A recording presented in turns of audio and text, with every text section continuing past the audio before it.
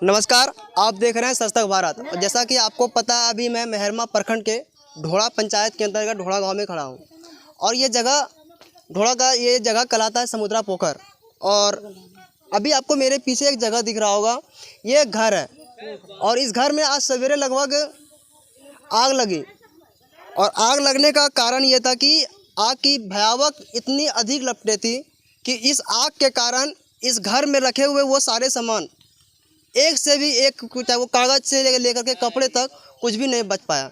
मैं आपको घर की उन सारी तमाम चीज़ों को दिखाने का प्रयास करूंगा कि घर में जब आग लगी तो आग लगने के बाद घर में इस प्रकार से कदर से आग लगा कि घर में कपड़े से लेके कागज़ तक एक भी सामान नहीं बच पाया। मैं आपको सबसे पहले मैं उन घर की सारी तस्वीरों को दिखाने का प्रयास करूंगा। इसके बाद घर के जो गार्जियन हैं, जो छोटे छोटे बच्चे हैं, मैं उनसे भी आपको मिलाऊंगा और उनसे बात भी कर पूछूंगा कि आखिर उनकी अब इनके बाद उनका क्या होने वाला है। सबसे पहले मैं आपको घर का दिखाने का प्रयास करता हूं।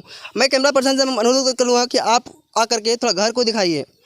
और आप जैसे घर को देखेंगे तो आपको देखने के बाद लगेगा कि आग की लपटें इतनी तेज़ थी कि जब आपको देखने के लिए मिलेगा कि यहाँ पर कुछ भी बचा नहीं, ना कागज़ से लेकर के ना पेपर तक एक भी चीज़ नहीं बच पाया। मैं कैमरा पर्सन को अनुरोध करूंगा, आप थोड़ा सा अंदर जाकर के रूम को दिखाने का प्रयास कीजिएगा कि जब लपटें थी, अभी आप देखेंगे तो अभी भी धुआं उठ रहा है।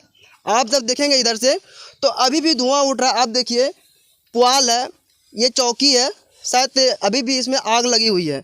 ये कहीं ना कहीं आग इतनी भयावह थी कि आज इसके अंदर सारे कपड़े, अनाज से लेकर के जो भी सामान था, वो सारे के सारे सामान जल गए। इसलिए जल गए क्योंकि आज यहाँ देखिए, ये इस घर में आपका एक अनाज रखने का एक टैंकर, जिसे हम लोग देहाती भाषा में कोठी बोलते हैं, वो था। आज वो भी उसी के अंदर सारा अनाज जल चुका है। अगर अनुमान लगाया जाए तो कहीं ना कहीं इसके अंदर की अगर बात किया जाए तो उनके कुछ पैसे भी थे, कुछ गहने भी थे, वो सारे सामान जल के यहाँ पर खाक हो गया। आपको दिखने का मिलेगा, यहाँ पर देखिएगा अभी कि आपको ये अनाज मिल रहा होगा। और ये अनाज जो है, ये देखिए अनाज, ये यहाँ जो कोठी होता है, देहाती भाषा में हम लोग बोलते हैं कोठी, तो उस कोठी के अंदर से ये चावल जो होता है रखा जाता है। मतलब कि बात किया जाए तो आग की लपटें इतनी अधिक थी कि घर के अंदर की एक भी सामान बच नहीं पाया। अब मैं आपको घर के उन गार्जियन से मिलाता हूँ, उन छोटे छोटे बच्चों से मिलाने का प्रयास करता हूँ कि आखिर अब इतनी बड़ी दुर्दशा में आग लगने के बाद इस घर की हालात क्या होगी, कैसे इन लोगों का रोजी चलेगा, इनके आखिर व्यवस्था क्या होगा। वो क्या कहते हैं, उन्हीं के द्वारा शायद उनके नाश्ता के लिए यहाँ पर कुछ सामान दिया गया है, जिसमें से कि आपको देखने के लिए मिलेगा आलू है, चूड़ा है, मूढ़ी है। मतलब तत्काल सेवा में दालमोट है, वो सारी सामानों को यहाँ पर तत्काल सेवा के रूप में उनको दिया गया। वो इसलिए ताकि इन लोगों को जो सवेरे से भूख लगी होगी, शायद उन लोगों की कुछ भूख मिट सके। और इन लोगों को आश्वासन भी दिया गया है कि इनकी जो तकलीफ़ें हैं, लगभग आप बता सकते हैं कि आपके यहाँ पर कितना नुकसान हुआ। नुकसान हमारा तो 10,000 रुपया नगद हुआ, 3 थान जेवर हुआ हमारा। 10,000 रुपया नगद था और 3 थान जेवर, और क्या क्या था? और यही कपड़े लता और अनाज तो जो सामने है। कहाँ है आपके लड़का? आप इधर आइए। अनाज पानी सब टोटल क्या क्या था? चावल था, दाल था और आलू। लगभग कुल मिला के अगर एक अनुमान लगाया जाए तो कितना का नुकसान आपका हुआ होगा? 20,000 टका हुआ। 20,000 रुपया था और पसंद जेवर था, जेवर सब था। यानी कुल मिला करके अगर 1 लाख से एबव का भी आपका नुकसान हुआ है। बेसी भी हो सकता है ना। ये एक हम अनुमान लगा सकते हैं कि कहीं ना कहीं 1 लाख से ऊपर जो उनका नुकसान था, ये लगभग इनका हुआ होगा।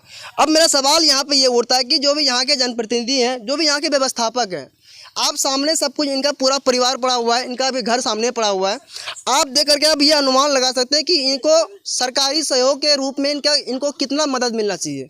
क्या इन्हें सरकारी मदद के रूप में सहयोग मिलना चाहिए अथवा नहीं मिलना चाहिए, ये बात रहेगी। ये बात मैं उन जनप्रतिनिधि के ऊपर छोड़ के जाता हूँ, ये बात मैं उन व्यवस्थापक के ऊपर छोड़ के जाता हूँ कि आप इन छोटे छोटे बच्चों के बारे में ज़रूर सोचिएगा, इन परिवार के बारे में ज़रूर सोचने का प्रयास कीजिएगा कि आखिर इनके जो आगे का जो काम होगा वो कैसे चलेगा, इनका जो भरण पोषण होगा वो कैसे कर पाएंगे। क्योंकि बात किया जाए, इनके घर के सारे सामान, चाहे वो घर में जितने भी सारे सामान थे, वो सारे के सारे ख़त्म हो गए। ना खाने को बचा, ना पहनने को बचा, ना ओढ़ने को बचा, ना सूतने के लिए कोई चौकी बचा। तो सारे के सारे सम्मान खत्म हो गए हैं। अब बात मैं यहाँ के व्यवस्थापक और यहाँ के जनप्रतिनिधि के ऊपर छोड़ के जाता हूँ, चाहे वो यहाँ के मुखिया जी हो, चाहे यहाँ के जिला परिषद हो, चाहे यहाँ के फिर पंचायत समिति जी हो। मैं उन सभी के ऊपर इन बातों को छोड़ के जाता हूँ। तब तक के लिए जय हिंद, जय भारत।